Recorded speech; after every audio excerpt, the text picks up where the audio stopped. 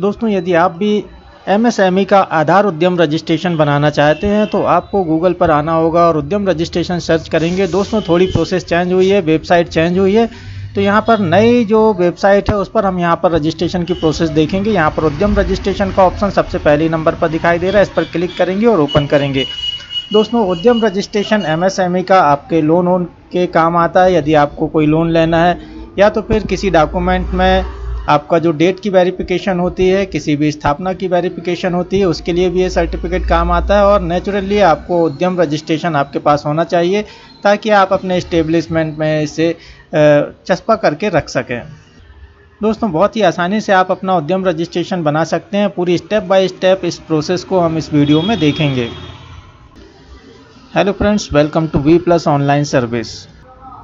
दोस्तों उद्यम रजिस्ट्रेशन करने के लिए आपको सबसे पहले आपका आधार कार्ड लगेगा। सबसे पहले आप अपना आधार नंबर फिल करेंगे। दोस्तों आधार कार्ड में मोबाइल नंबर लिंक होना ज़रूरी है, तभी आप उद्यम रजिस्ट्रेशन कर पाएंगे।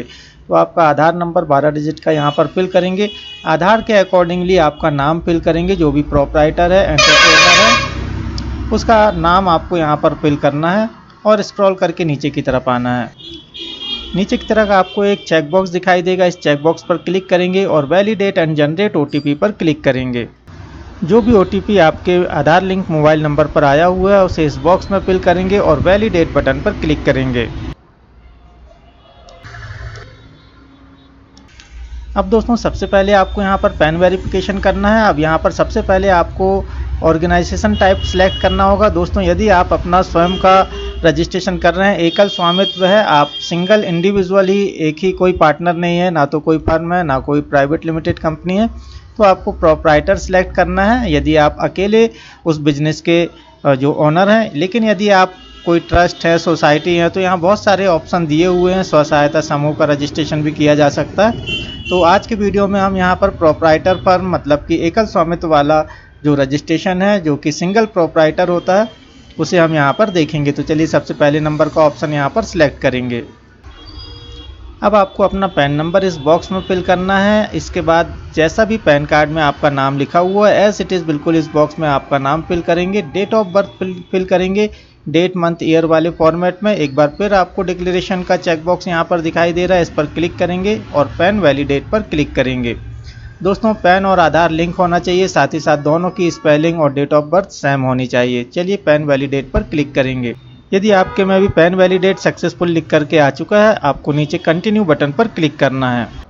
दोस्तों यदि आपने कोई आईटीआर पिछले साल फाइल किया है, इनकम टैक्स रिटर्न, तो ऐसा यहाँ पर यस करेंगे, अदरवाइज आप इसे नो पर ही क्लिक रहने देंगे। अब आपको जीएसटी की डिटेल देनी है। यदि आपके पास जीएसटी का रजिस्ट्रेशन है तो यस बटन पर क्लिक करेंगे, अदरवाइज बिना जीएसटी के भी यहाँ पर रजिस्ट्रेशन किया जा सकता है, तो नो पर क्लिक करेंगे। स्क्रॉल करके थोड़ा नीचे की तरफ आएंगे और आगे के फॉर्म को कंप्लीट करेंगे।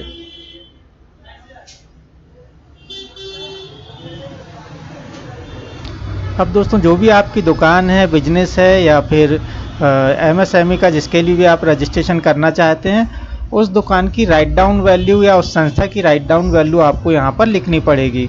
तो राइट डाउन वैल्यू दोस्तों ये होती है यदि उसमें आपका कितना सामान रखा हुआ है, कितने उसकी कॉस्ट है, जितना भी आपका सामान उसमें भरा हुआ है, फर्नीचर और जो भी आपका एसेसरीज़ हैं या मशीनरीज़ हैं, और या जैसे किराना की दुकान है तो जितना भी आइटम उसके अंदर रखा हुआ है उसकी जो वैल्यू है वो उसको हमें यहाँ पर राइट डाउन वैल्यू बोलते हैं। तो आपको राइट डाउन वैल्यू अपनी दुकान की लिखनी है या अपने संस्था जो भी है उसका लिखना है। दोस्तों राइट डाउन वैल्यू लगभग आप यहाँ पर 2 लाख तो मिनिमम डालें ही डालें, भले आप मैक्सिमम जितनी भी डालना चाहें वो डाल सकते हैं, तो उससे आपका जो लोन का कागज़ होता है वो स्ट्रॉन्ग होता है। अब इसके बाद आपने अपने दुकान संस्था में यदि कोई रिसर्च वर्क के लिए, पॉल्यूशन के लिए खर्च किया हुआ है तो उसकी वैल्यू यहाँ पर लिखेंगे, अदरवाइज़ आप इसे यहाँ पर 00 लिखेंगे। अब दोस्तों साल भर का जो टर्नओवर है आपके बिजनेस का, वो टर्नओवर आपको यहाँ पर लिखना है। इतना फिल करने के बाद नीचे कंटिन्यू बटन बना हुआ है, इस पर क्लिक करेंगे। अब दोस्तों यहाँ पर आपका नाम यहाँ दिखाई दे जाएगा। अब हम बेसिक इन्फॉर्मेशन में आ चुके हैं। बेसिक इन्फॉर्मेशन फिल करने के लिए सबसे पहले आपको यहाँ पर आपके एंटरप्राइजेस का नाम लिखना होगा। जो भी दुकान या बिजनेस का नाम है उसे आप यहाँ पर लिखेंगे। अब आप अपना मोबाइल नंबर और ईमेल आईडी फिल करेंगे। नीचे आएंगे, कैटेगरी देखेंगे 11वें नंबर पर। जिस भी कैटेगरी से आप बिलोंग करते हो उस कैटेगरी पर टिक करेंगे। इसी प्रकार जेंडर, आपका जेंडर सेलेक्ट करेंगे, मेल या फीमेल पर टिक करेंगे। थर्ड जेंडर है तो अदर का ऑप्शन अवेलेबल है। 13वें नंबर पर यदि आपको कोई डिसेबिलिटी है तो यस करेंगे, अदरवाइज इसे नो करेंगे। अब हम आ जाते हैं 14 नंबर पर, ऑफिशियल एड्रेस। जो भी दुकान है, बिजनेस है आपका, उसका कंप्लीट एड्रेस यहाँ पर फिल करेंगे।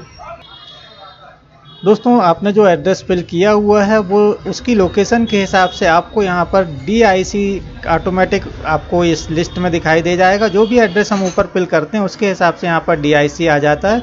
डिस्ट्रिक्ट इंडस्ट्रियल सेंटर आपका जो है वो आपका यहाँ पर आ जाता है, जिसे हम हेड ऑफिस बोलते हैं हमारे इस एरिया का। तो आपको वो यहाँ से सिलेक्ट करना है, तो इनमें से कोई भी एक ऑफिस आप यहाँ पर सिलेक्ट कर सकते हैं। अब दोस्तों आपके बिजनेस के जितने भी ऑफिस हैं या उनके अगर कोई यूनिट है, प्लांट है, तो उसका नाम आपको यहाँ पर फिल करना होगा और ऐड यूनिट पर क्लिक करना होगा। दोस्तों यदि कोई प्लांट, कोई यूनिट आपका नहीं है तो भी आपको अपनी दुकान का नाम या जो बिजनेस का नाम है उसे यहाँ पर फिल करना है और एक बार ऐड यूनिट पर क्लिक करना है। जो भी यूनिट आपने ऐड की है वो आपको यहाँ पर नीचे दिखाई दे जाएगी। यदि इसे डिलीट करना चाहें तो यहाँ पर क्रॉस का बटन बना हुआ, उससे कर सकते हैं। एक से ज़्यादा यूनिट ऐड करना चाहें तो भी ऊपर ऐड का बटन बना हुआ, उससे आप यहाँ पर ऐड कर सकते हैं। अब जो यूनिट आपने यहाँ पर सिलेक्ट की है इसका एड्रेस आपको यहाँ पर देना होगा, तो यहाँ पर सिलेक्ट में डाउन एरो पर क्लिक करेंगे, आपकी यूनिट सिलेक्ट करेंगे तो यहाँ पर यूनिट का नाम फिर से यही आएगा।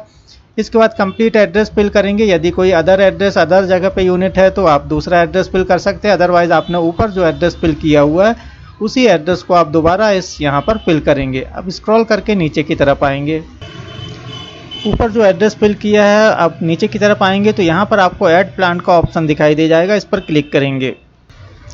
इतना करते ही आपको यहाँ पर वो डिटेल दिखाई दे जाएगी जो अभी आपने ऊपर फिल की हुई है। चलिए 15 नंबर कंप्लीट होता है, 16 नंबर का पॉइंट है अब हमारा यहाँ पर।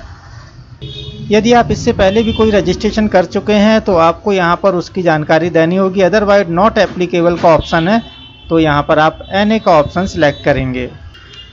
दोस्तों अब आपको 17वें नंबर पर आ जाना। 17वें नंबर पर 3 पॉइंट है ABC। तो सबसे पहला यहाँ पर आपको डेट ऑफ इनकॉर्पोरेशन रजिस्ट्रेशन दिखाई दे रहा है। तो जो आपका बिजनेस है उस बिजनेस का रजिस्ट्रेशन, कब से वो बिजनेस स्टार्ट हुआ है उसकी रजिस्ट्रेशन डेट आपको यहाँ पर डालनी है, यदि आपने कोई रजिस्ट्रेशन उसका कराया हुआ है। दोस्तों बहुत से लोग इस फॉर्म को इसलिए भी फिल करते हैं कि इसमें आप रजिस्ट्रेशन डेट पुरानी फिल कर सकते हैं। जब मान के चलिए आपने कोई रजिस्ट्रेशन नहीं भी कराया अपने बिजनेस का और आप पुरानी डेट, जिस डेट से आपका रजिस्ट्रेशन चालू हुआ है उस डेट को आप यहाँ पर फिल करना चाहते हैं तो साल, 2 साल, 3 साल पुरानी डेट भी आप यहाँ पर फिल कर सकते हैं। ज़रूरी नहीं कि आप आज ही की डेट फिल करें या अभी आपने कोई रजिस्ट्रेशन नहीं करा पाए हैं और आपका बिजनेस पहले से है तो आप वो पुरानी डेट ना डाल पाएँ। तो यहाँ पर आप कब से आपका बिजनेस चालू है वो डेट यहाँ पर फिल करेंगे। अब यहाँ पर ये पूछा गया है कि जब आपने जो डेट यहाँ पर डाली हुई है तो बिजनेस तब स्टार्ट हो गया था, तो यस पर क्लिक करेंगे। अब डेट ऑफ कमेंसमेंट, उस बिजनेस की डेट एक बार फिर आपको यहाँ पर फिल करनी है। तो दोस्तों ये जो डेट ऑफ कमेंसमेंट है ये आपकी बिजनेस स्टार्ट होने की डेट है और ये वाली जो डेट है वो आपके बिजनेस के किसी भी प्रकार के रजिस्ट्रेशन की डेट है। तो आप इस दोनों डेटों को कोशिश करें एक ही डेट डालें। और नीचे की तरफ आएंगे, अब बैंक डिटेल यहाँ पर फिल करेंगे। 18वें नंबर पर आपको अपने बैंक की डिटेल देनी है, तो सबसे पहले बैंक का नाम फिल करेंगे, IFSC कोड फिल करेंगे और बैंक अकाउंट नंबर यहाँ पर फिल करेंगे। 19वें नंबर पर आपका जो बिजनेस है उसमें आप मैन्युफैक्चरिंग, कुछ बनाने का काम करते हैं या फिर सर्विस प्रोवाइड करते हैं, तो आपको यहाँ पर क्लिक करना होगा मैन्युफैक्चरिंग या सर्विस प्रोवाइडर। दोस्तों यहाँ पर जैसे किराना दुकान हो गई, सर्विस प्रोवाइडर, आप यहाँ पर सर्विस में ऑप्शन सिलेक्ट कर सकते हैं क्योंकि वहाँ पर कुछ बनाया नहीं जाता। लेकिन यदि आप कोई ऐसा उद्योग करते हैं जिसमें कोई चीज़ की मैन्युफैक्चरिंग होती हो, कपड़े बनाना या कुछ भी ऐसे प्रोडक्ट बनाना, तो आप यहाँ पर मैन्युफैक्चरिंग का यूज़ करेंगे। जैसे ही आप यहाँ पर सर्विस सिलेक्ट करते हैं तो यहाँ पर ट्रेडिंग और नॉन ट्रेडिंग का ऑप्शन आ जाता है, तो आपको यहाँ पर ट्रेडिंग सिलेक्ट करना है। अब यहाँ पर आपको अपने बिजनेस का कोड सिलेक्ट करना होगा। कोड सिलेक्ट करने के लिए इस बॉक्स के अंदर कुछ भी अपने बिजनेस का 1-2 लेटर टाइप करेंगे। जैसे ही आप यहाँ पर लेटर टाइप करेंगे तो उससे संबंधित नीचे आपको सारे कोड दिखाई देने लगेंगे और साथ ही साथ यहाँ पर डिटेल भी दिखाई देने लगेगी। यदि आप सेल, बिजनेस, ग्रोसरी ऐसा कुछ भी यहाँ पर लिखते हैं बॉक्स के अंदर, तो उससे संबंधित जितने भी कोड हैं वो आपको यहाँ पर दिखाई दे जाएंगे। और ज़्यादा हेल्प लेने के लिए आप गूगल की हेल्प यहाँ पर ले सकते हैं कोड को सर्च करने के लिए। जैसा मैंने यहाँ पर रिटेल नॉन स्पेशलाइज्ड स्टोर डाला हुआ है तो यहाँ पर ये कोड यहाँ पर दिखाई दे गया है। आप भी यहाँ पर सर्च करेंगे और इनमें से कोई एक ऑप्शन आपको सिलेक्ट करना है, तो उस पर क्लिक करेंगे। जो भी कोड आपने फर्स्ट वाले में सिलेक्ट किया हुआ है, अब आपको लास्ट में ड्रॉप डाउन एरो पर क्लिक करना है। जो ऑप्शन आ रहा है उसे आपको यहाँ पर सिलेक्ट करना होगा और ऐड एक्टिविटी पर क्लिक करना है। इस तरीके से आपने जो भी कोड अपने बिजनेस का ऐड किया हुआ है ट्रेडिंग में, तो वो आपको यहाँ पर दिखाई दे जाएगा। एक से ज़्यादा भी आप यहाँ पर और कोड ऐड कर सकते हैं, क्योंकि ऐसा ज़रूरी नहीं कि आप एक ही प्रोडक्ट यहाँ पर सेल कर रहे हैं या बिजनेस कर रहे हैं, तो आप एक से ज़्यादा भी यहाँ पर कोड को ऐड कर सकते हैं। इतना करने के बाद आपको अब नीचे 21वें नंबर पर आ जाना है और यहाँ पर कितने एम्प्लॉय आपके यहाँ काम करते हैं, तो जितने भी मेल हैं उनकी संख्या इस बॉक्स में लिखेंगे, फीमेल वर्कर की संख्या इस बॉक्स में लिखेंगे। आप अपने आप को भी इसमें इंक्लूड कर सकते हैं। अदर है तो अदर भी यहाँ पर करेंगे। टोटल आपका ऑटोमेटिक यहाँ पर दिखाई दे जाएगा। तो यदि कोई भी काम नहीं कर रहा है तो आपको उसमें 0 फिल करना होगा और बाकी कम से कम मिनिमम एक मेंबर तो आपको यहाँ पर दिखाना ही होगा। इसके बाद नीचे की तरफ आएंगे।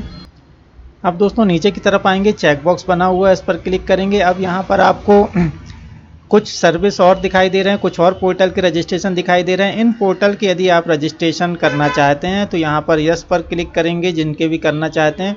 अदरवाइज़ आपको सभी पर नो पर क्लिक करना है। इन सभी सर्विस के बारे में आप अलग से वीडियो हैं उनको देख सकते हैं कि ये सर्विस क्या होती हैं। तो इन पर रजिस्ट्रेशन करना चाहते हैं तभी इनको यस करें, अदरवाइज़ आपको सिर्फ MSME का रजिस्ट्रेशन करना है, जो हम अभी कर रहे हैं फ़िलहाल। तो आपको इन सभी पर नो पर क्लिक करना है और स्क्रॉल करके नीचे की तरफ आना है। अब यहाँ पर आपको फाइनल सबमिट का ऑप्शन दिखाई दे जाएगा। चेक बॉक्स पर क्लिक करेंगे और final and get final OTP पर क्लिक करेंगे। ओके पर क्लिक करेंगे। जो भी OTP आया हुआ है इस बॉक्स में फिल करेंगे। जो कैप्चा कोड दिखाई दे रहा है ऊपर जो बॉक्स बना हुआ है इस पर क्लिक करेंगे, स्क्रॉल करके नीचे की तरफ आएंगे। एक बार फिर फाइनल सबमिट बटन पर क्लिक करेंगे, ओके पर क्लिक करेंगे। अब आपको यहाँ आपके उद्यम का रजिस्ट्रेशन नंबर दिखाई दे जाएगा, इसका स्क्रीनशॉट लेंगे और ओके पर क्लिक करेंगे।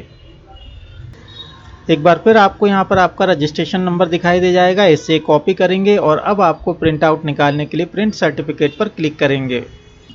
प्रिंट निकालने के लिए आपका जो स्क्रीनशॉट आपने लिया हुआ था उस रजिस्ट्रेशन नंबर को यहाँ पर फिल करेंगे। आपका मोबाइल नंबर जो रजिस्ट्रेशन में आपने डाला हुआ उसे यहाँ पर फिल करेंगे। अब आपको कोई भी एक OTP का ऑप्शन सिलेक्ट करेंगे, या मोबाइल OTP या ईमेल OTP। इसके बाद जो कैप्चा कोड दिखाई दे रहा है नीचे दिए गए बॉक्स में फिल करेंगे। नीचे आने पर आपको वैलिडेट एंड जनरेट OTP का ऑप्शन दिखाई देगा, इस पर क्लिक करेंगे। जो भी OTP आया हुआ है दिए गए बॉक्स में फिल करेंगे। एक बार फिर कैप्चा कोड को नीचे फिल करके वैलिडेट OTP पर क्लिक करेंगे।